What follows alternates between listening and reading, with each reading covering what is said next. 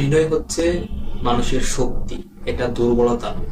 আমরা বিনয়টাকে মনে করি মানুষের দুর্বলতা। যে মানুষটা বিনয়ী সে হচ্ছে প্রকৃত ভালো মানুষ, প্রকৃত মানুষ। কারণ বিনয় জিনিসটা আজকে আমাদের সমাজ বলেন, আমাদের ফ্যামিলি বলেন, আমাদের দেশ বলেন, সব জায়গা থেকে কেমন জানি উঠে যাচ্ছে।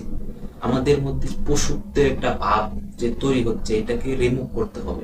আমাদের প্রত্যেকটা জায়গায়, প্রত্যেকটা সেক্টরে, প্রত্যেকটা পরিবেশে আমাদের এই বিনয় জিনিসটাকে নিজেদের মধ্যে ইনভলভ করতে হবে। আর এই বিনয়টাকে আমরা কখনো দুর্বলতা হিসেবে দেখবো না। আর যারা এই বিনয়টাকে দুর্বলতা হিসেবে দেখেন, তারা আসলে নিজেরাই দুর্বল। অন্যের ভুল দেখে নিজেকে সেটা থেকে শিক্ষা নিয়ে নিজেকে শুধরানোর চেষ্টা, নিজেকে শুধরানোর উদ্দীপনা নিয়ে আমরা আসলে নিজেদের সেই পরিস্থিতিগুলা, যেগুলো আমরা অন্যদেরকে দেখে আমরা হাসি, অন্যদের কষ্ট দুঃখ এগুলা দেখলে আমাদের মধ্যে আনন্দ তৈরি হয়, তার মানে কি, তার মানে হচ্ছে আমাদের মধ্যে এখনো ঘাটতি আছে। তাই সেই ঘাটতিটাকে পূরণ করার জন্য আসুন আমরা সবাই একজন পজিটিভ মানুষ হিসেবে আমরা সমাজে, আমাদের ফ্যামিলিতে আমরা নিজেদের